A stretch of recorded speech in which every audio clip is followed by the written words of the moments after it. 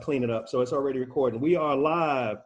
5, 4, 3, 2, 1. Welcome everybody to our BGA Junior Talk Show. Want to thank everybody for getting on the webinar tonight. What we're going to do real quick to get the show started, we're going to have all of our juniors introduce themselves. So as you get ready to introduce yourself, I'm going to have you to unmute. And I want to thank all the parents, all the kids for being a part of the webinar. And John will be out here in just a few minutes. I'm fighting with him to get off the PS4. So, all right. So who wants to go first in terms of introducing themselves? Let's meet all the juniors tonight.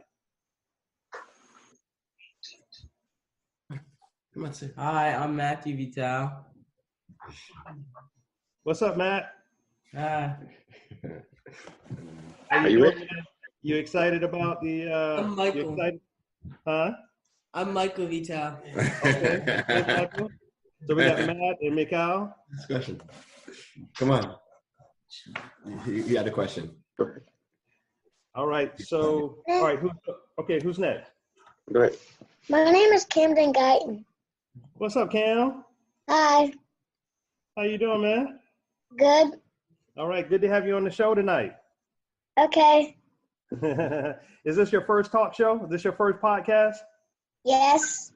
Beautiful, beautiful, beautiful. It won't be your last, little brother. I'll see you swinging. That's exactly right. Exactly Thank you. right. Won't be his last.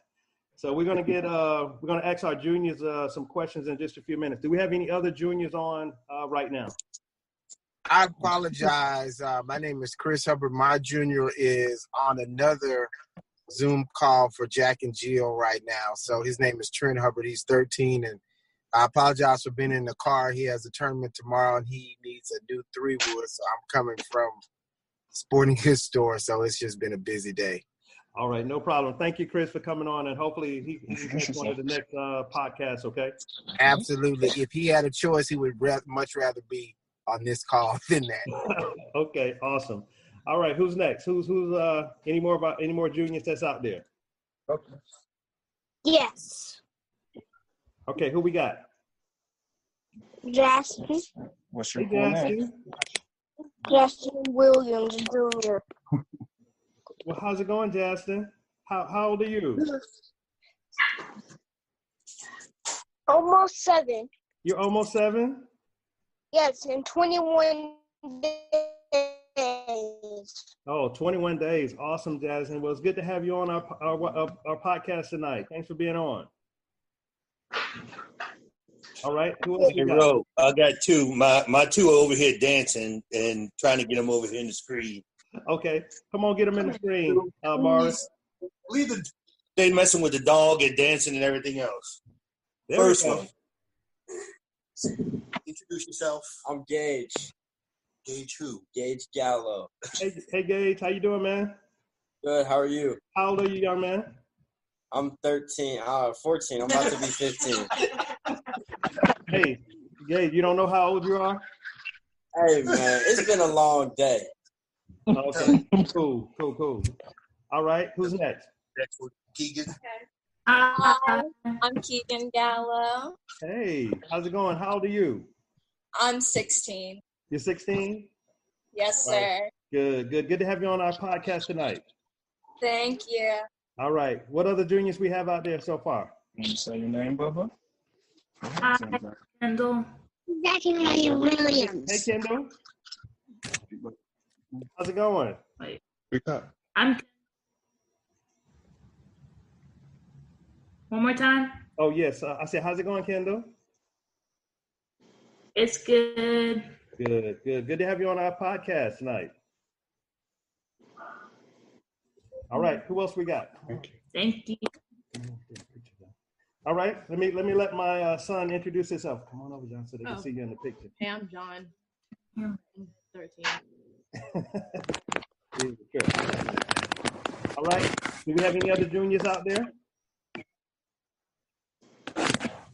Hey, Ro, I don't think Ty's mic is on, so. Okay. All right. Yeah, he needs to connect with audio, Sean. That's all. He just got to connect with audio. I'm Zachariah Williams with my people. They go over the water on the green. Okay. Your name is Zach? Zachariah Williams. Zachariah. Good to have you on the webinar. How old are you, Zach? 4 years old. Okay. And you like to play golf? Yes. Awesome. All right. Welcome to our podcast tonight. Say thank you. Thank you. You're welcome. You're welcome. All right. Who else we got on?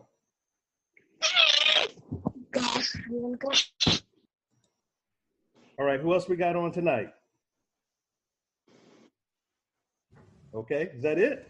Is that all our juniors? All right. We want to give all our juniors a hand, all our up and coming college, possibly professional golfers. We want to welcome y'all to our podcast. We got a great lineup tonight. We've got Coach Andy Walker, who's going to talk a little bit about the state of college golf in just a few minutes, and then we've got a touring pro that's going to spend some time with us tonight. And so we got a great lineup for tonight. We want to thank all the juniors for getting on the podcast, and we just want y'all to hear some of the things that's expected from you all. Just in case you're able to take your game to that next level where you can actually play in high school, where you can actually play in college, and who knows, you may be able to be a pro one day. So what I like to do real quick is I like to kick it over to Coach Andy Walker, and I want Andy to spend some time with us talking about the state of college golf. And Andy's also going to spend some time with us talking to us about what he sees when a lot of students come to college. What are some pieces that may be missing from their game? What he would like to see you work on as a up and coming junior looking to play college golf. So, Coach Andy Walker, are you there? I'm here. Hey, thanks for coming on the podcast tonight.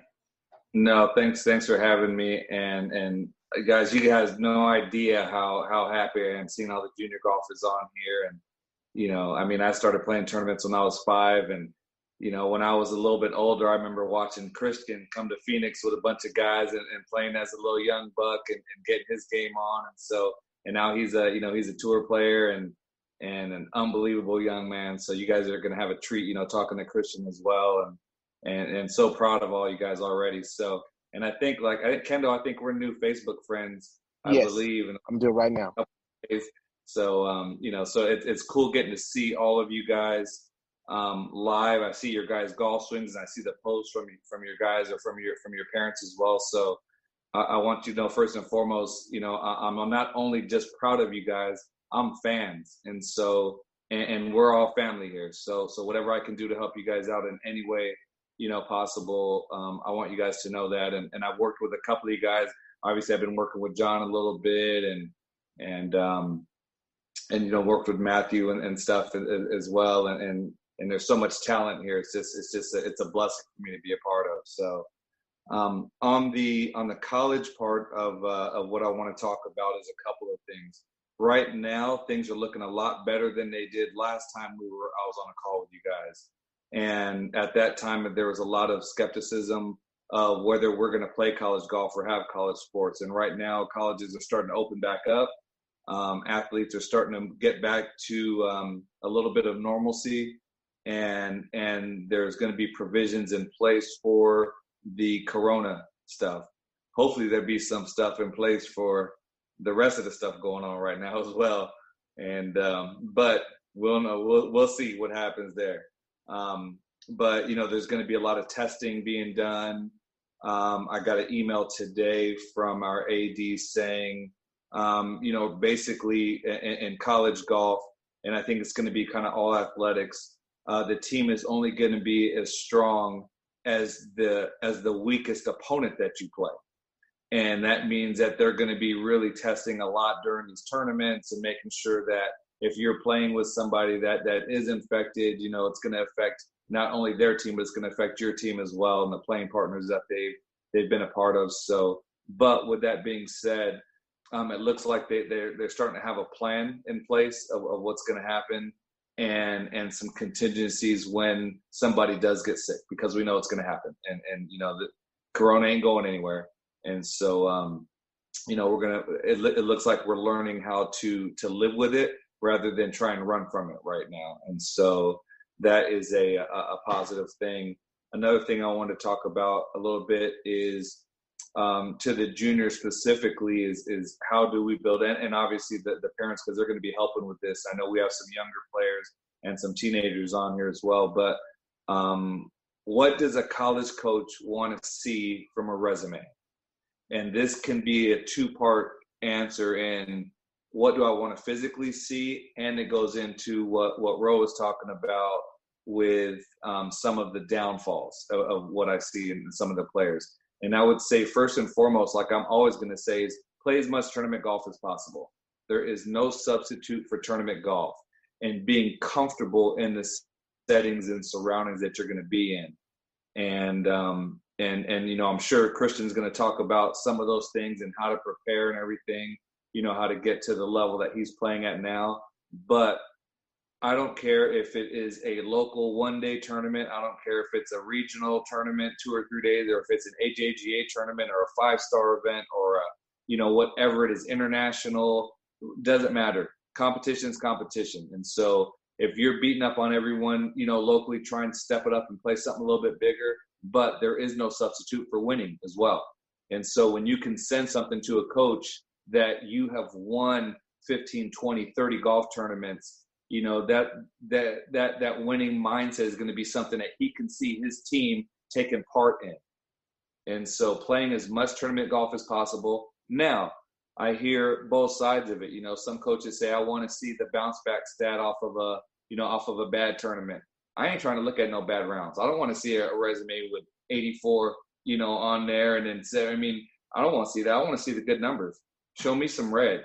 Show me a bunch of 70, and it doesn't mean that every junior golfer is going to be shooting under par rounds, but it does mean that, if you're shooting 74s and 75s consecutively, those are things that are going to catch a coach's eye as well. Shooting 81, 75, 82 ain't doing anyone any good. But if you're shooting, even if it's 73, 75, 74, 73, Christian will tell you that's a tough thing to do 3-4 days in a row, consistently keep those scores at a certain rate and a certain thing and under. So the more red that you can post in longer tournaments is going to be better. They want to see that you've played 2 or 3 day tournaments and a lot of them, even some 4-day tournaments, because college golf, you're playing 54 holes in 2 days. They do drag some out to 3 days, but now with COVID, our play days are going to be less. So we had 21 play days had just been cut down to the NCAA to 16. So there's 2 3-day tournaments that we're not going to, or those tournaments are going to turn into 2-day events. So it's going to be a lot of golf being played in a very short amount of time. 2, and I think we talked about this last time just a little bit as well, is I'm in Orlando and I worked with John Montgomery this morning, a young brother who's on the BGA, just because, one, I want to support the young brother, and I hadn't met him, but I've seen him, and I know he was doing some stuff with speed. And I played with Christian probably a little less than a year ago, and these dudes hit it hard, man. They're knocking it by the old man right now, right? So do whatever you guys can do, especially times like this when you're not playing as much competition. Work on the physical aspect of taking care of your body and getting ahead of it. The old school days of the fat Andy Walkers out there playing and stuff like that's over. There's no more Lee Trevinos. There's no more Fat Jacks. There's no more Craig Stadlers. There's no the Jason Gores. There's no more of those guys that are out there, Tubby out there playing. The guys are looking like Tiger. They're looking like Brooks Koepka. They're looking like Dustin Johnson. They look like Christian, right? So during this whole off season myself, I've lost 16 pounds. I've put on some muscle. I'm trying to put on some speed just to keep up with the young guys. I want you guys to get ahead of that curve early, right? So, and especially right now that there's not the amount of tournaments and stuff that you guys can do. The kids have been home for a while doing homeschooling or whatever. It gives a good time to kind of get ahead of that curve physically as well as mentally and emotionally and the like. So that's about all I really have. if there's any questions from, parents or the kids, fire away. I'm here. Hey, Andy. Hey, appreciate you coming on the podcast tonight. And we're going to open it up for some Q&A before we get Christian on in just a few minutes. But I guess one question I would have for you is, do you think COVID is going to affect the amount of scholarships that colleges have due to the fact that, they may be missing out on some revenues from football and basketball and other sports? Do you see any changes coming to the amount of scholarships? That's a great question. I actually did tomorrow you guys kind of read Golf Week magazine, and you can read it online or whatever, because they're doing a thing about the whole racism deal going on right now. And the people that know me know that I've never bit my tongue about racism in this game. And I'm a connoisseur of racism. I love it. I know all kinds of racism, systematic. I know golf racism. I know housing discrimination. I know it all, right? And so inside of all that, to answer that question, there could be, right? So I with them giving players an extra year of eligibility, I'm losing the number 2 player in the country because I can't bring him back because I already recruited his scholarship out. He was going to turn pro, and now without there being Q school, he said, well, I'm going to come back and do grad school now.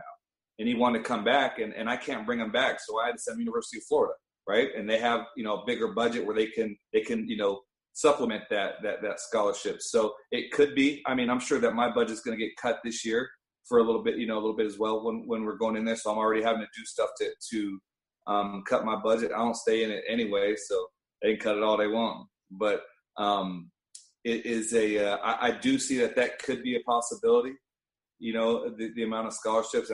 That's a great question. It's going to hit HBCUs really hard because they already struggle financially. And, and the golf programs are already kind of on a shoestring budget as it is. I think some of the Power 5 schools and the bigger schools, they're going to be okay anyways. They run off of billion-dollar budgets.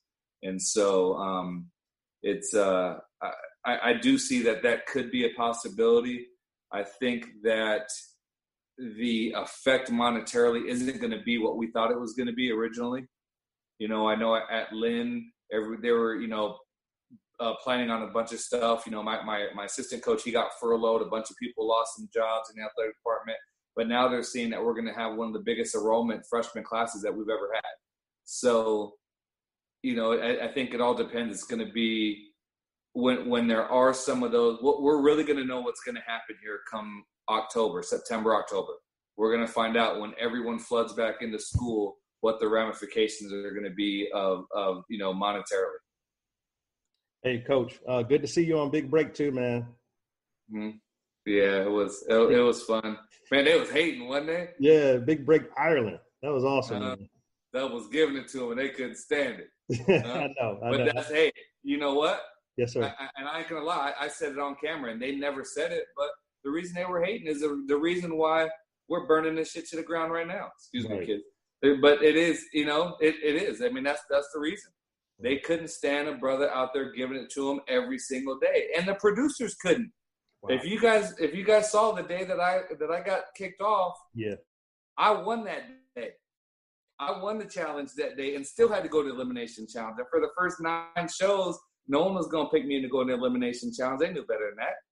Right? So the only way they can get me to the elimination challenge is they had to change the rules. Right? In the middle of Well, guess what? We finna change the rules on them right now. We taking it. That's right. Right? They're gonna give us our respect. So okay, questions for Andy, y'all, before we go to the next segment. Any questions for Coach Andy? Hey, Andy, I got a question for you. With my son being 10, what do you recommend for speed or starting to build his body up? And I bought this little home body gym, and it's all resistance bands. He could do some things. It was at Play It Against Sports about 6 months ago, and it was reasonable. So, yeah. That's a good question. I think 10 is a little early to start really kind of lifting and bulking up for strength. I think right now is making sure that he has, flexibility and mobility, and he can be able to have some of the quick twitch muscles, and he's mobile enough to build some of that speed. I tell everyone right now, I'm old school. So what I'm trying to learn now is some of the new school methods of gaining speed. And, I watch Gigi and all this kind of stuff, and I don't know if I buy it. I mean, I think you can be fast, but I don't know if you can play golf from there. I've seen your son's move. Man, he's about as golf as it gets. That dude is a stud, right? I wouldn't do a whole bunch else than what he's doing now. Now, I do tell everybody, I think the speed sticks are really good because you have to, it makes you swing faster at him. It builds up club head speed. And I don't know if getting arm speed or chest, bigger, or even legs equates always to creating club head speed. And we don't want hand speed. We don't need hip speed. We need club head speed. And so I'm a big proponent of the speed sticks. I was a little skeptical of them at first until I got on them and I saw what it did to some of the players. That it's very simple because it mimics a golf swing. It's nothing that is outside of a golf swing. And so, you can use them and swing as fast as you can and build speed at your own pace and your own rate and use them as much as you want. So I would say at 10, if anything, I'd be doing that. And then as he gets a little bit older, maybe in the 13, 14 years old, and Christian will probably know more about the working out part and building that than I did. Like I said, we're old school, man. I worked out at Taco Bell. Well, and just to piggyback on that, so if he's doing the speed stick and he's doing it on his right side to build that speed, is there anything he needs to do on his left side to kind of counterbalance that build in his back or anything? 100%. And I can look at him already. His move is so good. He could probably swing just as good left-handed. So obviously do that because he's going to have to be able to open up going back, and he's going to have to be able to separate and open up going through. And that's where the speed's going to come in. So, obviously you don't want to you're only going to be as strong as your weakest side. Right. Gotcha. And so I think if he's swinging right-handed and left-handed, swing as fast as he can right-handed, turn around and swing as fast as he can left-handed. All right, Andy, our next question is from Maurice. Maurice, can you unmute real quick?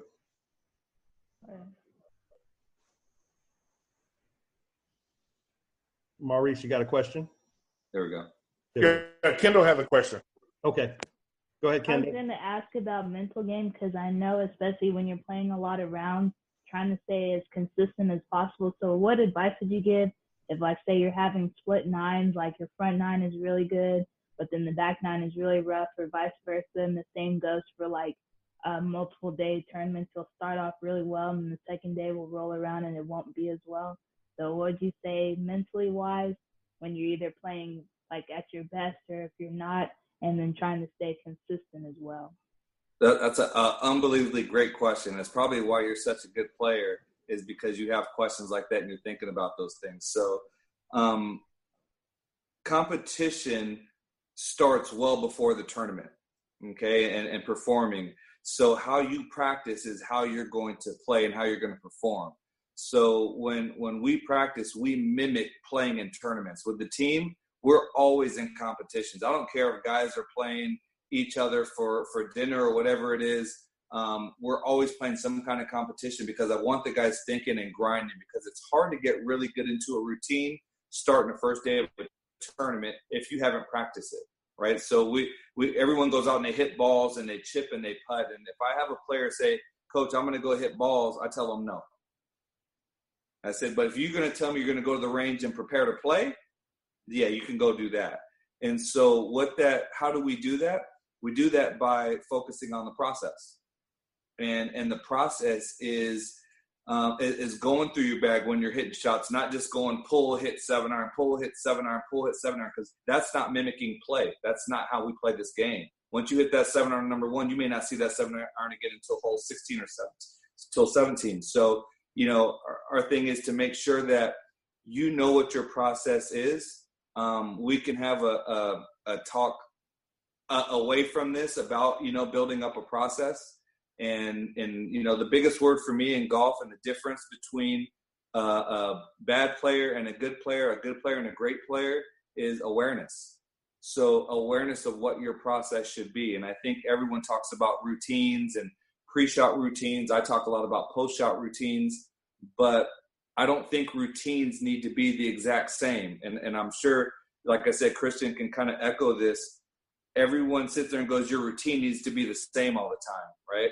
I don't think my routine with a 60-degree shot from 80 yards can be the same as my routine with my driver.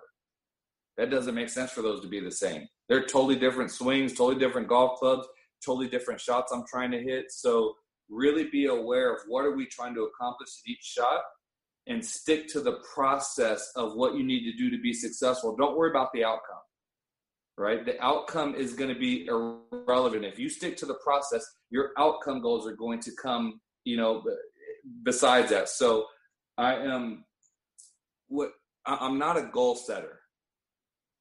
I'm a habit maker.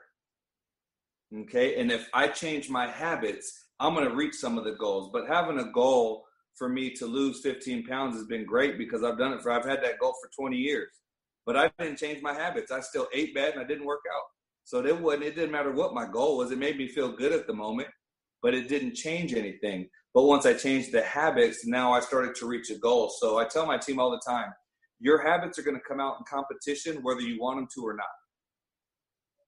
Hey, Coach, if you build good habits, yeah, whether you want them to, they're going to come out or not, right? If you build bad habits, they're going to come out as well. So make sure when you're practicing, you are, that's why it's so great. And I'm pretty sure you've done it. I know Christian's done it. We've had that putt to win the U.S. Open on the green before. You can make yourself nervous, right? We've had that putt to win whatever it is, the AJGA Girls Championship or the Polo or whatever it is, or the NCAA Championship, and whatever it is that you have, you can make yourself nervous. And when you get to that position, guess what? Your habits that you created on that putting green, the fist pump, all of that stuff is going to come back, right? You're going to have already been successful. So when you're practicing, don't just hit balls. Don't go out and just hit wedges and chip and putt. Hit golf shots that you have hit on the golf course that you're going to hit. Visualize. Tour players all the time, the last couple of shots they hit on the range are the shots that they're going to face on the first couple of holes, right? So they don't get to the first hole and it's the first time they've seen or addressed that golf shot. It's something they've already seen. Your mind doesn't know the difference between perception and reality. It only knows what you tell it. So I hope that answered your question. That was great. Coach, talking about habits can lead to your goals. I like that. I'm gonna have to use that in the business world. No, you can't use that, man. I'm gonna give you credit 3 times, Coach. That's dub, Joe. All right. Next question for Coach. Any more questions for Coach? Anybody? Coach, can you hear me? Yes, we can hear you. Go right ahead, Gus. So Coach, earlier before the whole COVID thing happened, you were going to have this camp. You were going to have a camp before that happened. But I know this whole thing happened. Do you think any chance that may happen this year, or you think it's something probably next year? So Gus, you're a mind reader. I'll give you your $5 when we get off of this. No, it's funny because you didn't even know that this was going on. But actually myself and another coach, we're going to have a virtual golf camp. And so it's not going to be in one site because it's going to be tough. Obviously, people can't travel and stuff and get there. But it's going to be a virtual golf camp. We're going to have some tour players, some big-name tour players are going to get on there and talk to the kids as well. We're going to have some of the world's best instructors that work with these players on there. But we are going to go through how we practice, how we prepare for competition. And that's why I can't wait to listen to Christian because I'm going to get some ideas off of him as well. And what it looks like through the recruiting process. How do you get noticed? What tournament should we be playing? What does a resume look like? I was telling, I think earlier, I don't want to see 6 slow motion golf swings from you. No, if I see one, dude, I'm on to the next person. That is too much. I don't have 8 minutes to see. I don't care. I want to see your golf swing in full real rhythm, real play rhythm. I want to see what it looks like. What does your body react? Everyone's swing looks good in slow motion, right? But golf ain't played in slow motion.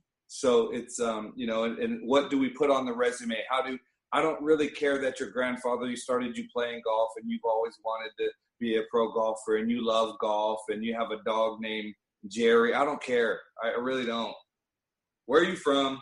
What do you shoot? What tournament you playing? Let me see your golf swing. That's all I need to know. I don't need this big old long letter about, you know, my uncle, and I don't care about all that, you know. And he gave me my first club when I was 7. That's great. What did you shoot with that club? Can you get it in the hole faster than the next dude who just sent me a short email, right? So most of what we know is going to be in the first couple sentences. We're going to look at the numbers, and we're going to already kind of know, you know, from the kind of the first, it's got to pass the look test, you know, first and foremost. So I will share with Ro, and he can probably send it out to everybody, what a good resume looks like, you know, how short and concise it is and what needs to be in there. And what you're doing in a resume is you're bragging on yourself. You're selling yourself. You're telling me how good you are. You're going to make me sit there and go, man, I need to check this dude out, or this girl out, whoever it is we're recruiting at the time, you know. It's like, go ahead and you know, floss for me. Like old boy in that little video before this thing, you know, he was swagged out. He challenged Cass to play him at the end. I'll play him. He don't want no smoke, right? But you know, on the real, it's so all of these things, to answer your question, guys. Yeah, we're gonna have a virtual camp. I would love to be able to comp all of the BGA junior golf members on there. I can't through NCAA rules. Everyone has to pay the same deal, but it's not going to be a deal. It's going to be much better than the regular camp. The other camp was going to be like $700. You know, this camp's going to be like $29, right? And it's going to be like 3 days, 3 hours. It's either going to be 3 days, 3 hours, or 2 days, 4 hours a day. So, and it's going to be a little bit later in the day so the players can play. And, you know, if they have a tournament, they can still get down and we'll be able to knock out some of those things. So thanks for asking that question now. Hey, Coach, real quick, on that virtual clinic over 3 days, will the students need to be at the course, or can they be? No. Okay, great. No, it'll be at home. And after we get done with it, the whole thing will be recorded, and they'll have access to it as well. But it's basically going to be like, we're going to talk 1 hour about, like I said, college recruiting and get noticed and all that stuff. And then there'll be a Q&A. There's going to be an hour of an instructor on there that works with a bunch of tour players on short game, right? And he's going to talk about some different things. And then we're going to go into showing some of the drills and how our team practices and what we do. How do we track our practice, right? How do we practice with a purpose? How do we, like Kendall was talking about, how do we create a process, right? What does our routine look like and why?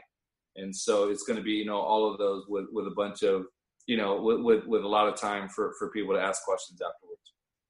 Question. Yep. I'm assuming that 7 is still good. Camden and Jazz and everybody can still participate in that as well. My 4-year-old probably won't, but I know Jazz definitely wants to.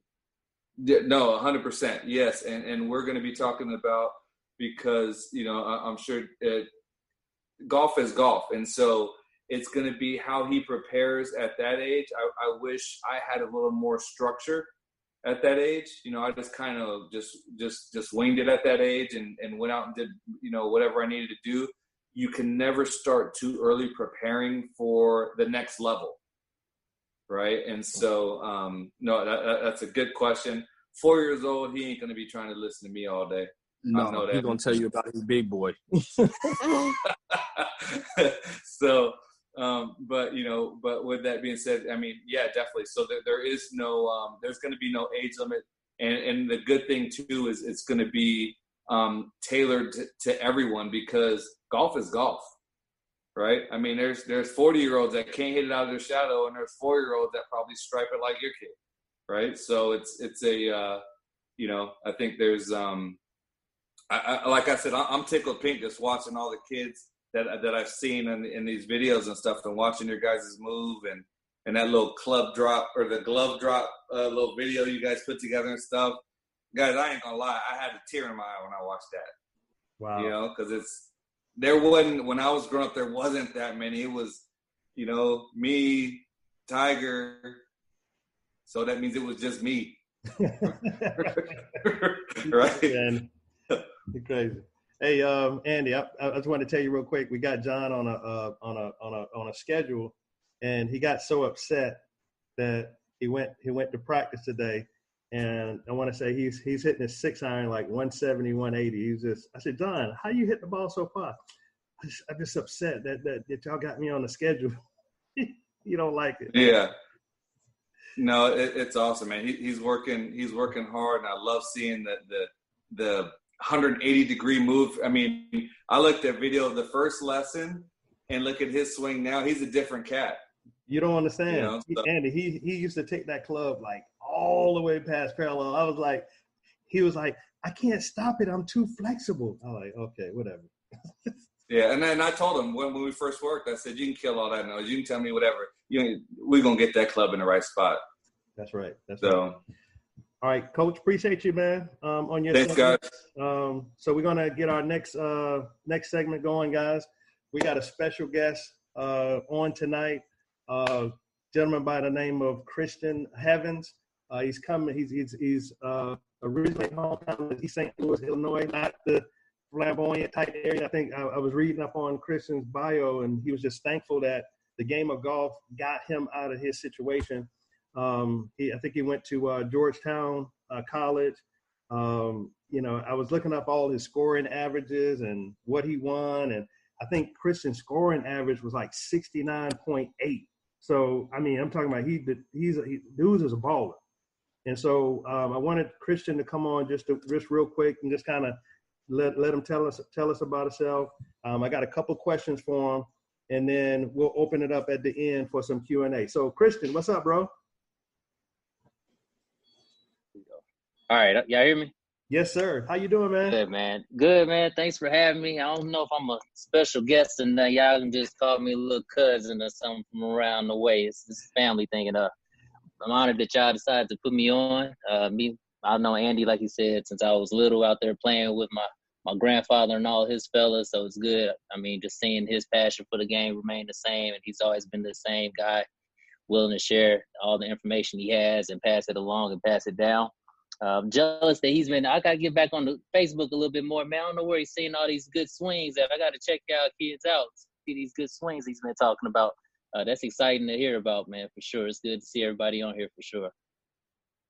Well, hey, Christian, good to have you on. So just a couple questions that came in from our junior golf parents. One of the questions was, how did you get started in the game of golf? Yeah, so man, I came like right before the Tiger Woods era really blew off. So I started playing golf when I was like 1-2 years old. I was always around early. I was always around my grandfather, who really helped bring me up. And I mean, I just was out on the golf course with him and all his buddies playing golf. In diapers, they out there gambling. And this is the group of guys the generation of golfers that came from those guys that used to caddy to play golf. They used to build sticks and make their own golf clubs and used to have to sneak out on the golf course to play. And that's really where my DNA and I got rooted in the game of golf. My personality, my competitiveness came from. And then not too long after that, like about 7-8 years after that, Tiger came along.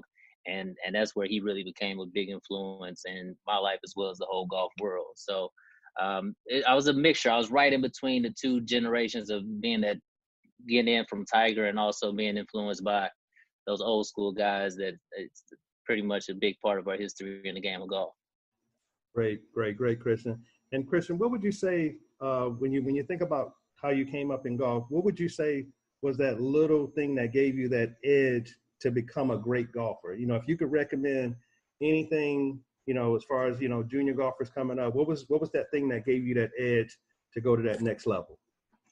Yeah, man, I think the thing that gave me the edge was just perseverance, man, and just dealing with failure well. My thing was always like 2 steps forward, 1 step back. And I was able to handle those 1 steps back with a grain of salt and understand it for what it was and use it as a learning opportunity, not so much to really beat myself down or say that I didn't have a chance. Like I always just had in my mind that I was better than what I was doing, and I had room to get better. I was able to be a better player, and I just had to keep working like this to pass through. So I always kept that positive mindset, and I was just always able to grind through any type of setbacks, obstacles I've had in my way. Because you're definitely gonna have that in golf. Like, you're gonna lose a lot in golf, right? Like Tiger at his peak, I think Tiger won just under, maybe just around 25% of his tournaments back in, at some point. And that's like, I mean, if you do that in basketball, you're not making the playoffs or nothing. You winning a quarter of your games, you're struggling.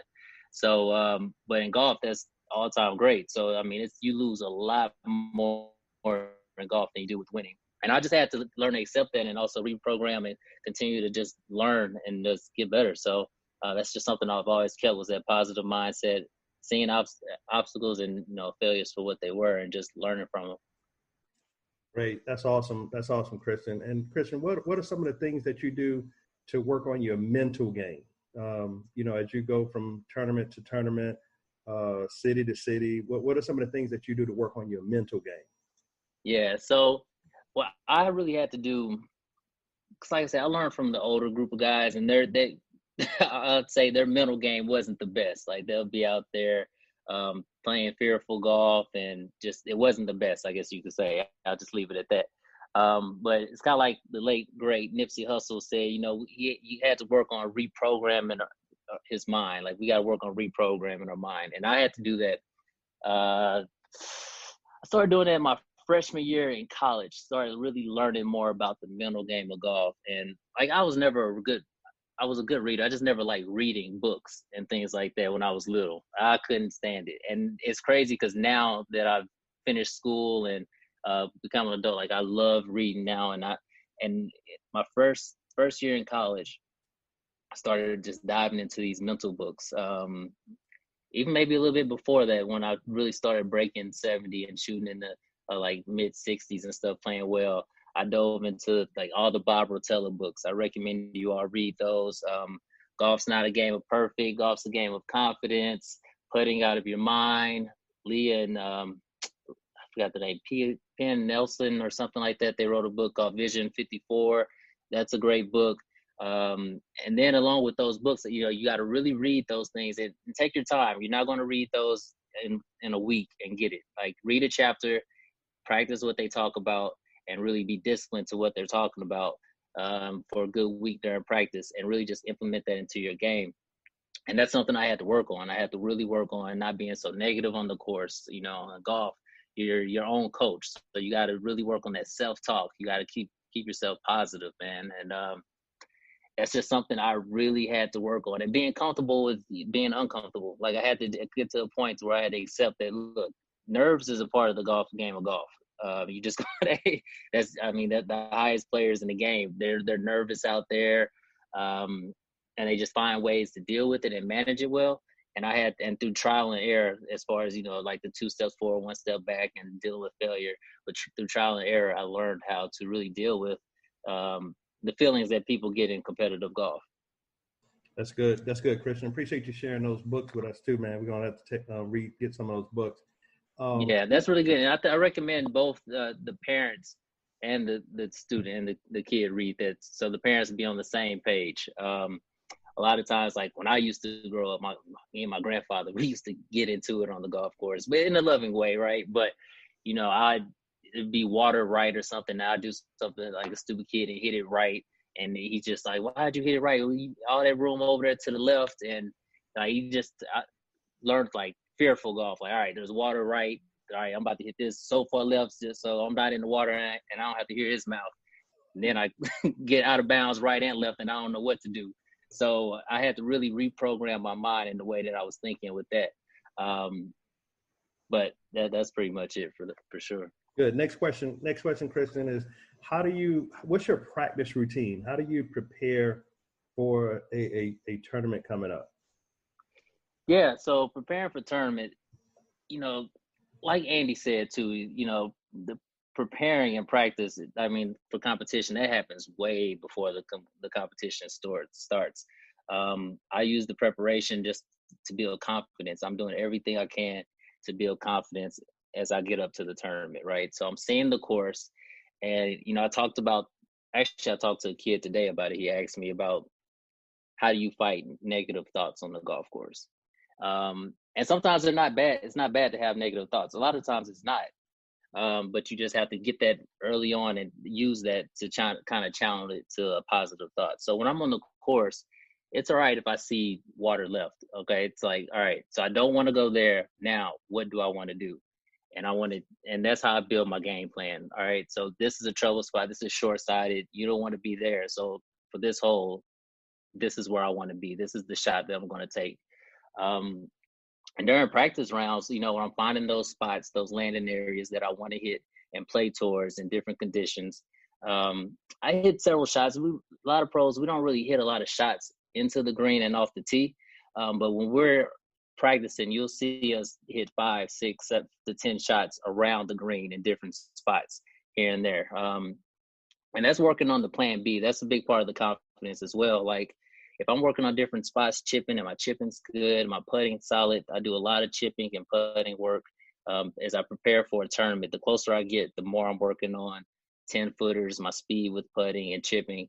And that gives me more confidence. Like, I don't feel that nerves or the fear or anxiety hitting iron shots and putting extra pressure saying, I got to hit this on the green because my short game's just off right now. You can't put too much pressure on that. So knowing that, look, I can make a free swing. If I get around the green, I might chip in, but I'm going to definitely make a par.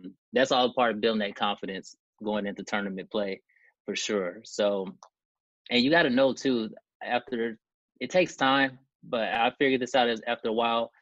There's different types of players and practicers, right? So some players they just like to play, right? Dustin Johnson, they get out there and they just like to go out there and play. Then you got your VJ Sings that like to hit balls. You got to find out which player you are. And for me, I was actually a practicer. I got more confidence from sitting up there, hitting shots over and over again, practicing the shots. And when I was in the tournament, I was able to say, all right, you hit this shot thousands of times before. It's the same thing. You do drills like Andy was talking about to put yourself in the same pressure situation. So we do a lot of drills inside 12 feet. Whether it's hit 50 putts from 3 feet in a row or the ladder drill, or you do kind of like, it's hard to explain, but just different drills where you got to hit certain putts. And then as you get further along the drill, those putts matter, right? You start actually feeling the same nerves that you do on the golf course, or not nerves, but anxiety and feelings and energy. And you practice under those conditions, which is really good. Doing up and down drills where, keeping it simple, just say you got to get 8 out of 10 up and down from around different parts of the green, and you're not leaving here until you do that, and you stick with that. I mean, you're out and you find yourself out there for an hour, you getting tired. You build that discipline to just stay out there and finish it. That's practicing under pressure and under tournament conditions. Even on the golf and even on driving range, set yourself out there, a fairway in between 2 targets, 2 trees, 2 flag sticks out there, something, and just say, I'm going to hit 10 out of 14 drives in between that spot. I'm not leaving until I do. You get to the end where you're on ball 13 and you need to hit that last one in the fairway to call it a day. That gives you the same type of pressure in situations that you're on the golf course. And then when you're on the golf course, you're just like, man, I do this all the time. This is something I do. Like, more than likely, I'm gonna pull this shot off. So practice and preparation, it's just all about building confidence, putting yourself in situations that you're familiar with and been in plenty of times before, and that you can also recollect kind of what you've been doing and preparing for that moment. Hey, Christian, that's good, man. And Christian, I see you went to Bethune-Cookman, right? No, I went to Georgetown. You went to Georgetown. That's right. You went to Georgetown. Right. So go ahead. Yeah, so in Georgetown, it was an NAIA school. I was part of the first T program, and they ended up giving me a full scholarship there. So I took the money, and I'm actually very thankful that I had the opportunity to come out of school, play golf in school, come out without any debt or anything like that. And with NAIA schools and other schools outside of D1, like, the competition at the top is just as good as a lot of the competition in the D1 schools.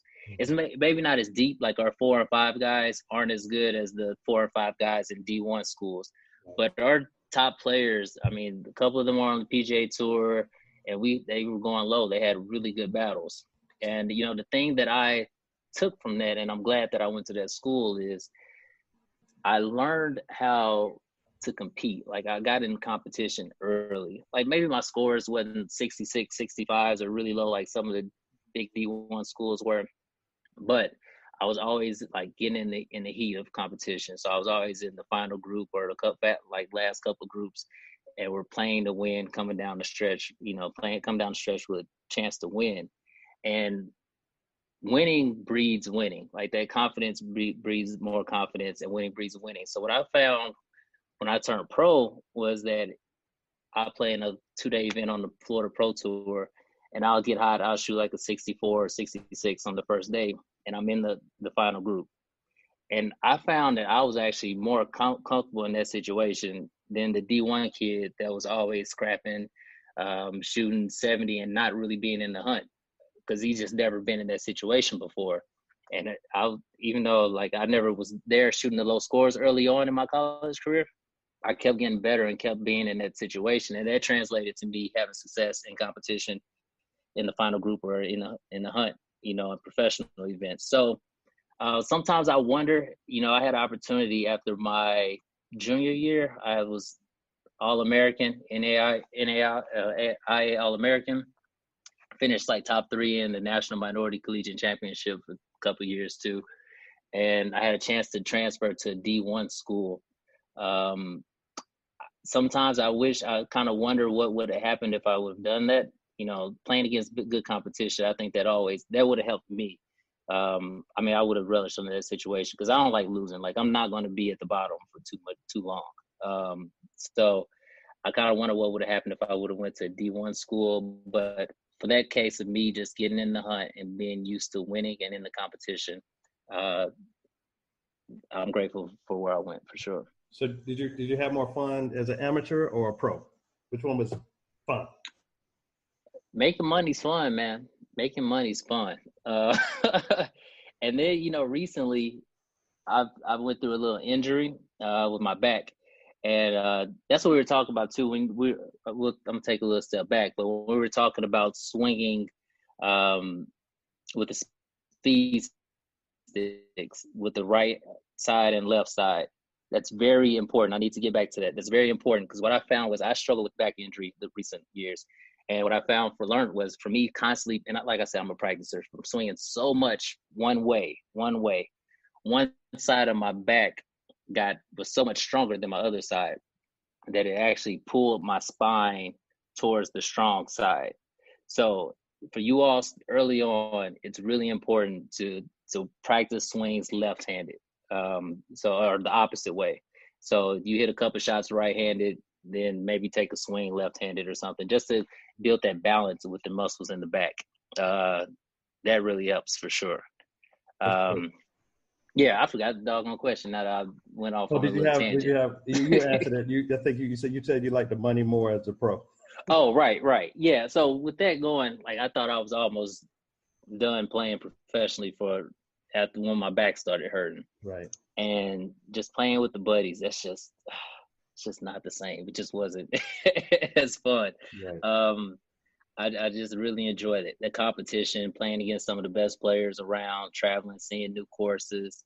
No, that professional game, it's a different beast. Feeling that pressure, it's fun. I don't see myself enjoying just playing for free. For whatever. Yeah, I don't see that happening. No Bobby Jones, huh?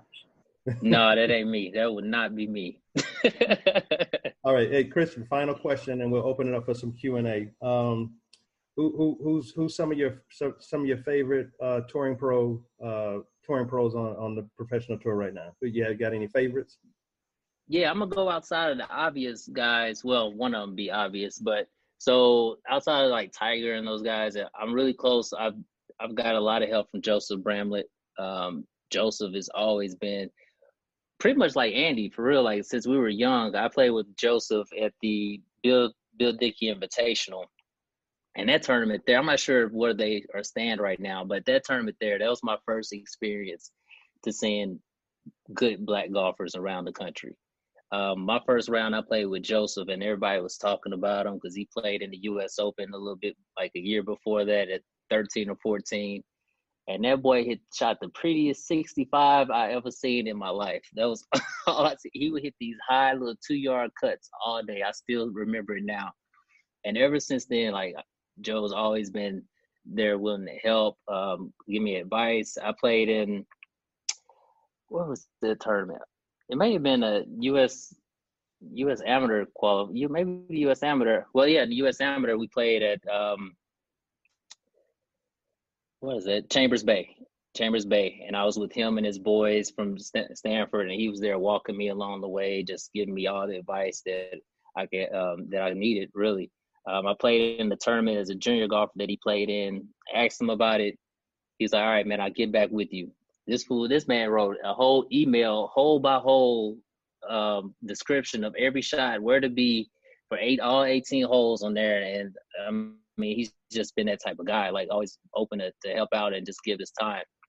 So Joe, Varner, I've known Varner since the Bill Dickey. He's always been a little trash talker and a little confident guy out there going low. But we talk a lot. Like, I've stayed at his place a lot. I've caddied for him in a Pro-Am before. We played a lot of golf together.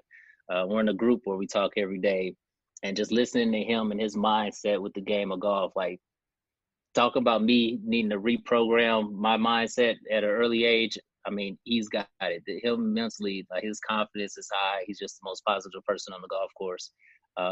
That's a good one of my friends I always just got to root for. And then the next one is a guy named Lonto Griffin. He just won the Houston Open not too long ago. I think he's 8th on the FedEx Cup list. But me and Lonto was actually roommates for 2.5 years in Orlando. We stayed right off this course, off hole number 4 at this course called Orange Tree, and we lived together and we practiced together and just had a lot of talks about the game of golf. So I've seen him develop and grow. I mean, he's always been a really good player. Him along with Joseph, like, those two people I've seen, and I was like, man, they're two players for real. But I root for them for sure. I enjoy watching them do well. Awesome. Yeah, I know Lonto from playing in a couple of the tournaments, because my name is Rolando, and my nickname, I used to have my license tag was Londo. And right. I see Lonto. Yeah, so I kind of rooted for Lonto a little bit. So Lonto's doing good. He's in TPC Sawgrass, and he's getting real close with VJ. VJ's kind of taking him under his wing, and me and Lonto are working on some things as well, coming up in the future. So yeah, he's a good guy. That's good. All right, so let's open it up for some Q&A real quick. We'll get a couple questions from our group real quick. Christian, any questions for Christian, guys? I got one. So what up, Cody? What one word that I heard you say at least a dozen times was confidence, and it seems like everything you kept talking about goes back into confidence. And I don't know if you can explain to everybody, exactly what does that mean? How do you build confidence, and why are you always looking to build confidence? Yeah. So, the way I built confidence for sure was just, you get it from practice. I get it from practice and preparation. Jack Nicklaus talked about it all the time. He was the most confident because he knew that he prepared more so than all the other guys. So when you're practicing, you're putting yourself in situations that you're going to see yourself on the course. And when you get in those situations, you're not afraid. Like, you're like, I got that shot. Like, we're good. Even if I'm thinking negative, like, nothing can get in my way from this shot happening for the most part. And that's just really important walking down the course. Like, you see Rory down the fairway, he just hit his tee shot. He's bouncing up and down. Like, even the walk has confidence. And just it's all about just seeing what you want to happen. You're not afraid of what's of bad shots happening, right? You're just focusing, and it's not going to be 100%, right? You just can't fake your way to hitting great shots. But the more you think that way, the more likely it's going to happen. How did you if you were playing poor, how did you get confident? from different bags, right? From different parts. So one part of it was I got it from reaching back and just thinking about, all right, it's golf, right? It can turn right away. Just stay positive. You know that you got enough game where you can come back and birdie the next couple holes. You'll see that with like Justin Thomas or something. Like he doesn't get too crazy upset. Like he maybe kicks himself in the butt or something, but he's not lacking confidence after bogeying 3 of the first 5 holes because he knows at any time that he can birdie the next 5 in a row. He's done that before. But it is a challenge. I mean, I fought that early on in my career, like getting down on myself right away, right? And being my own worst enemy out there. But what you got to do is really, when I find myself getting down on myself and losing that confidence, I'm thinking about score. And that's something I had to get away. Like, all right, you hit a couple bad shots. Now let's hit this fairway. Stay in this moment. Try to hit this fairway. And then take it one shot at a time, which is very cliche. But you do that, and you're like, all right, I can do this. And you just keep it going. But one thing, too, in the preparation part, I had to learn this in college as well. I worked really hard on practicing a go-to shot by plan B. So if I'm nervous, if I'm not lacking confidence or feeling anxiety, I had to develop this shot where I knew that it would be in play. Maybe not even in play so much, but I just knew where it was going. So I developed a low cut under pressure. I tee the ball real low, hit this little low cut, and I knew this was going to be in play, or I knew it wasn't going to go left. One thing, Andy, he probably doesn't remember this, but he talked to me about this a long time ago.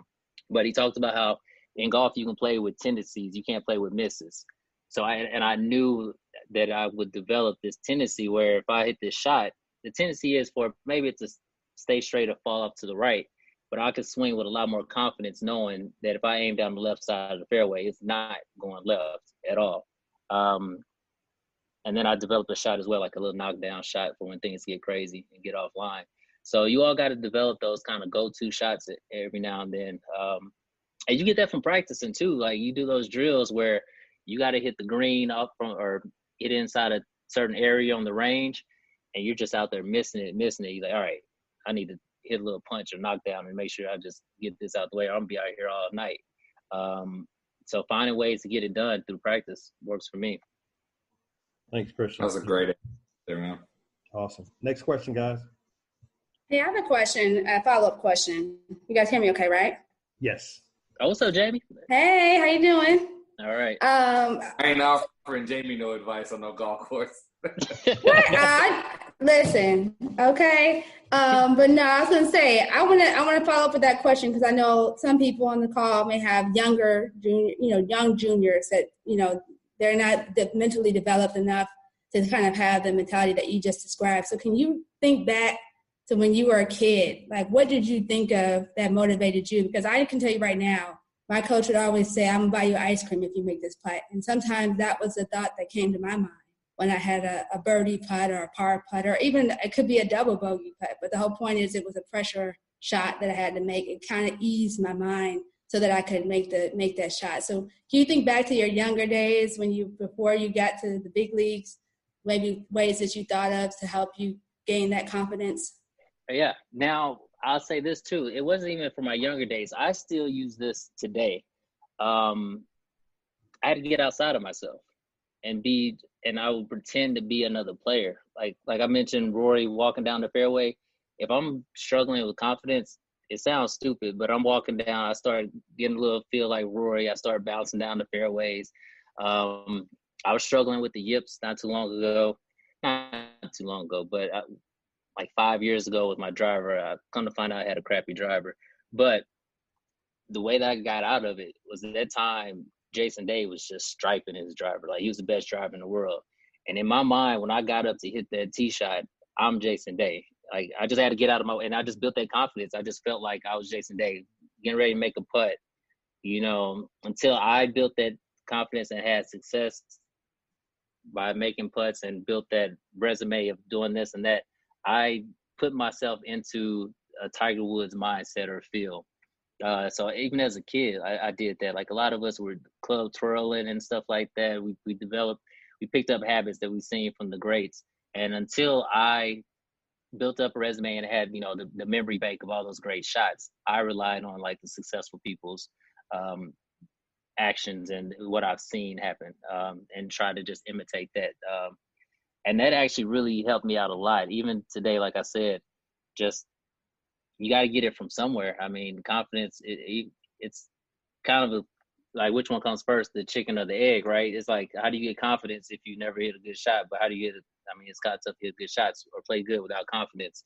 So you just got to get it from somewhere. And I just found anywhere. I mean, I just watched so much golf that I just built it from them. I became these other players and personas until I figured it out myself and was able to find out that I can just do it on my own.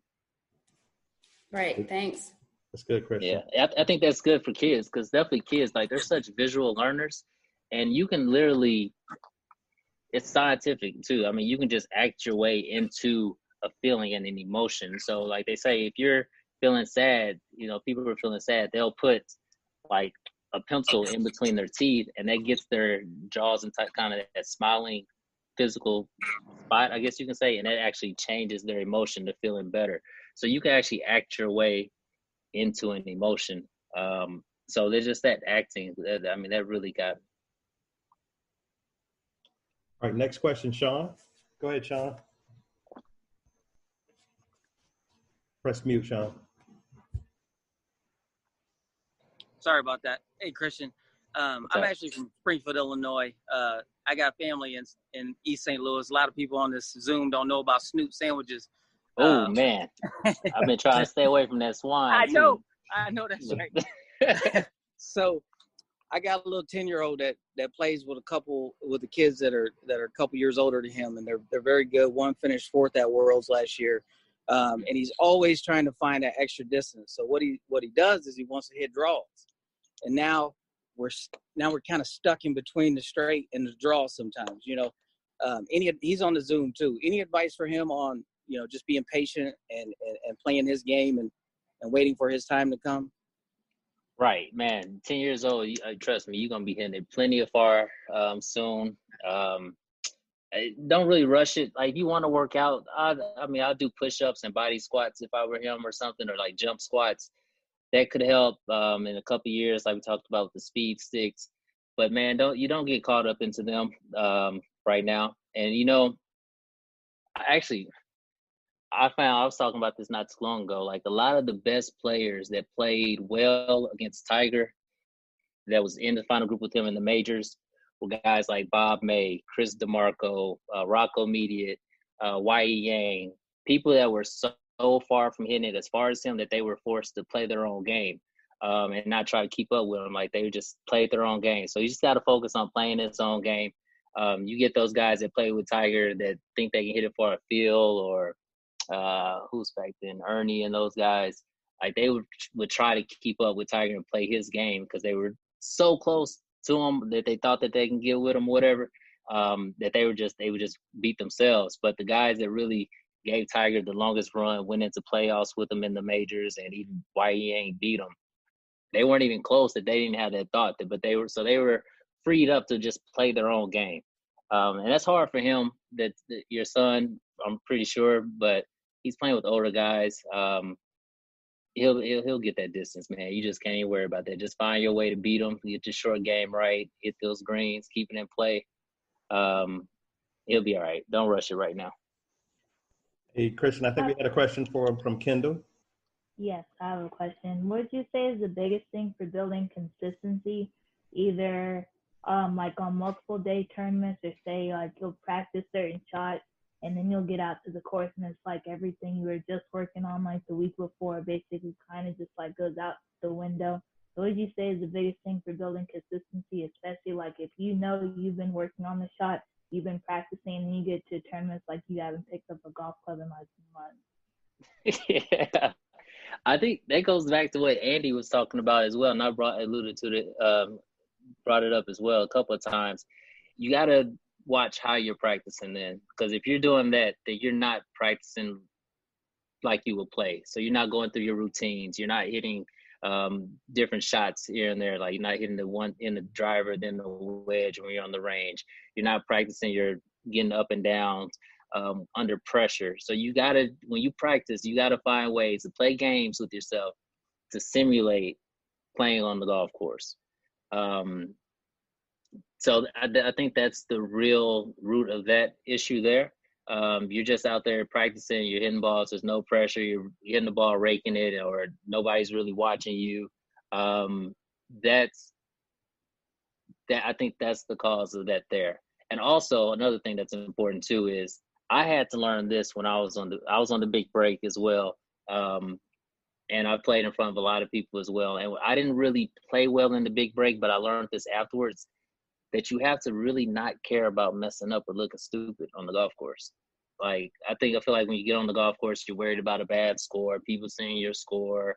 You never played with these playing competitors before, so the nerves are amped up more on the golf course on that first tee shot. And you just got to really let that go, to be honest. Like, one of my best tournaments, I finished, it was a good tournament. It wasn't my best tournament, but I finished second in the Illinois Open a few years ago. And right before that, I played in this tournament called the Metropolitan Amateur. And that tournament the year before that, I'll say that this was me coming back to kind of get a redemption round. But I shot like 29 on the back nine of the second round and jumped myself into the second place in the final group with me and this other guy who's a really good player. And it was for my first tournament, about for like 25,000, and this was huge for me. And there were just people watching all over the place, and I shot 81. I ruined it. Right? I didn't handle it. I was nervous. I just didn't.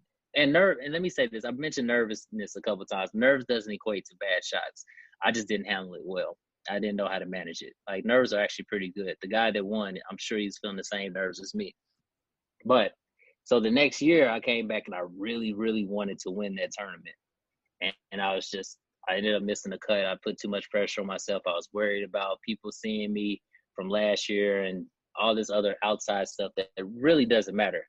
And I talked to my coach about it, and he was like, honestly, Christian, you just care too much. Like, you try too much. You care about what other people are thinking. You care about the results of the shot. Like, go out there and play carefree.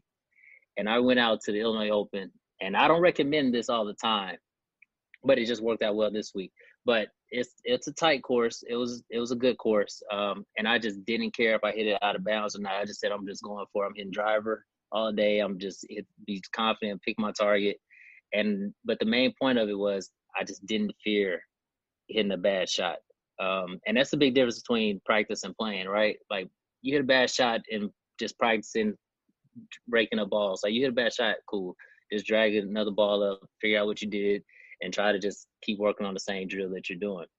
But on the golf course, like, you fear, you have feelings where, just if we're being real, like, obviously you want to get to this point where you don't have that fear, but you fear hitting bad shots.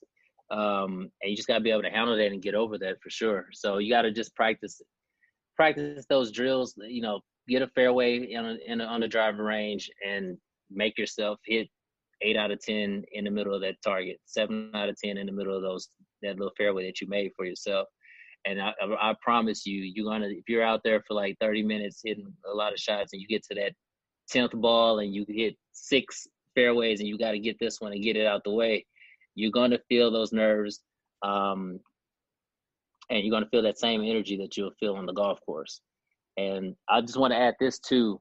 You all do some research on it. But one thing that really helped me as a professional golfer is, and Tom Watson mentioned this before, he didn't learn how to win championships until he learned how to breathe. I worked really hard the last 3-4 years on developing my pre-shot routine and really taking deep breaths and controlling my breathing in competition. And I'm telling you right now, I know you all feel these nerves. We all have at an early age, and it goes away. You learn how to manage it. And the biggest way that I did was taking deep breaths on the golf course. You just have to just watch the guys on tour before they hit a shot. They're taking deep breaths on the match. Not this week, not the last match between Tiger and all those guys, but the first one. where they were mic'd up and the audio was horrible. You would hear them all breathing real hard on the mic while they were walking. You would hear Phil and Tiger take deep breaths before each shot. That helps for sure. So that was kind of a long-winded answer. I went through a lot of different points of it, but hopefully one of those things will work. That was good, Christian, about the breathing. I got a buddy of mine that, he's a fairly good player. He probably shoots between 75, 80, 82. And one of the things that he always told me, he said, "Ro, when you hit a bad shot, just on the next shot, just take a couple of deep breaths." And I remember that. It's funny you said that, because that's what he always told me. He said, just take a couple of deep breaths before that next shot, and then you should be okay. So that was it's big for pre-shot. And then like Andy talks about, he talks a lot about post-shot routines, and I mean that's huge too, because you got to learn how to accept the information, the feedback from wherever your shot is, and just take a deep breath, let it go, and just like really get in the routine. Even if you hit a good shot, right? Tiger does his little club twirl, like build that positive feedback, whatever, or something to kind of put that image and that feeling in your memory bank. But if you hit a bad shot, you got to have a routine for that too. Like, all right, this is what happened, blah, blah, blah, and then deep breath and walk on with it. But I learned that the deep breath stuff is crazy, because in my route to being a successful golfer, I found that studying all types of athletes and successful people helped me. So I studied Kobe. I actually read books on my neighbor. He shoots darts for like the Olympics back in the day. He used to be not a dart shooter, crossbow shooter. And I studied crossbow shooters and snipers, like how they control and they slow their heart rate down by breathing deep. I thought that would help out a lot. So that's how I got the deep breath. But and then I looked into it for golf, and I just noticed like they all do this. Tom Watson is religious about it. He talks about it a lot. It's helpful. Good. All right, y'all. As we wrap up, any additional questions for Christian? I got one more quick one, Christian. What about holding a player accountable, even though they're young, talented? What are your thoughts on? I mean, can you be too firm or too soft, or just holding them accountable on the course or off the course?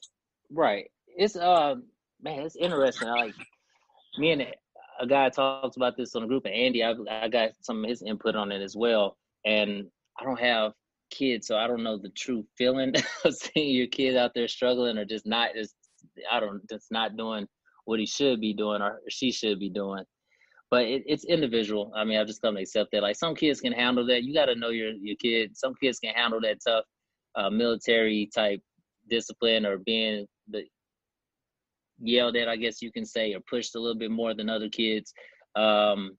So there's no one answer. I mean, you just got to kind of go with your kids. But I would err on the side of leniency and just kind of letting them figure it out on their own for a little bit early on. And just being there for a positive support and just being there to encourage them. But I mean, at a certain point, you got to tell them, like, I mean, you might have to give them a little kick in the butt here and there, but that's up to your discretion. So I can't really answer it, but I think it's tough. Like I fought that with my grandfather as well. We butt heads a lot on the golf course. That's my man, but like it was just us on the golf course. Like I didn't want to watch me some tournaments, which a lot of people, I mean, kids fight that all the time. But it's all individual. Some kids can handle it, some kids can't. So I can't give you one certain answer on that.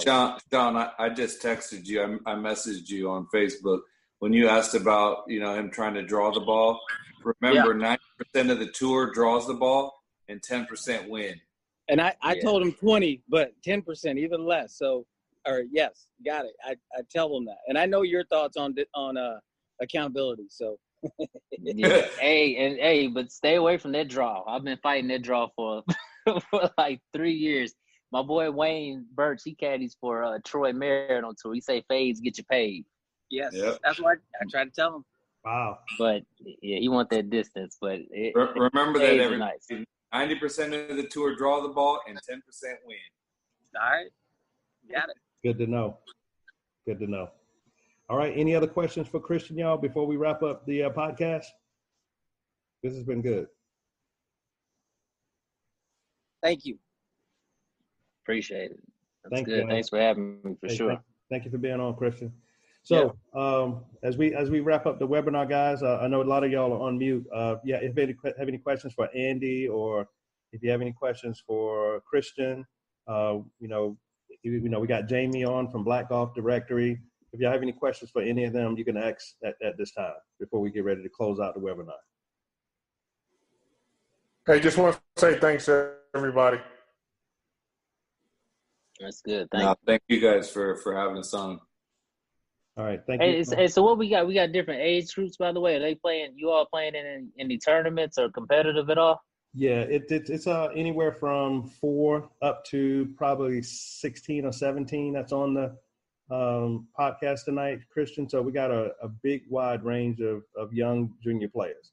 Yeah, we'll be in we're going to Kansas City tomorrow, and we play Friday or Saturday, Sunday down in Smithsville. So little 18-hole U.S. kids state tournament. So nice. All right. Well, I wish you all the best of luck, man. Have fun and keep pushing for sure. It's good to see you all playing in tournaments. Those like Andy said, just play in something, man. Play. I'm trying to get back into playing competitive now that my back's better. I'm feeling good, and I just drove 2.5 hours just to play in a one-day event, just to get back in the competitive vibe and the juices flowing and get it going. So just playing them tournaments. That's fun. I know they're kind of expensive now, but can we get a schedule of yours, Christian? Okay. Can maybe Roe or somebody put something out. Maybe we can come see you. If you in the areas or whatnot.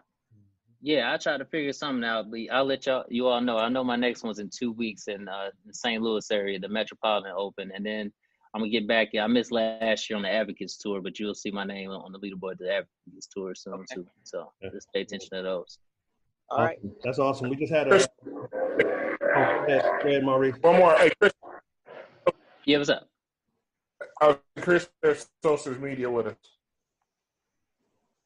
I missed that. What did he say? Can you share your social media information with us? Oh, yeah. So my Instagram, I'm really mostly on Instagram. Actually, I'm not even on that as much, but my Instagram is Top Golf Guide, like the Top Golf building. I used to be a teaching pro out there. And then just Facebook's just Christian Heavans. Golf guy. Top Golf Guy? God, G-O-D. Top Golf Guide. Okay. Well, Christian, hey man, we really got it. Go ahead, Mo. No, just saying thank you. Okay, appreciate you. All right. Well, hey, Christian, thank you so much for being on our podcast tonight. Andy, we want to thank you for embracing us, and just sharing a lot of knowledge about the game of golf and college golf, where college golf stands. I think this has been a great podcast. And we'll be doing the next podcast on July 1st, same time. And the only reason we have it at 9, you all, is because a lot of kids are, with the parents being there, they're practicing in the afternoon, during the day. So we try to make it, during downtime. So I'm looking at having another special guest on July 1st at 9 p.m. So get ready for the next podcast. And thank y'all so much for being on tonight, and y'all have a blessed night, okay? All right. Take care. It's good what y'all doing. Thank you. Thank you, Christian. Thank you. Oh, you're welcome. No problem, Jazz.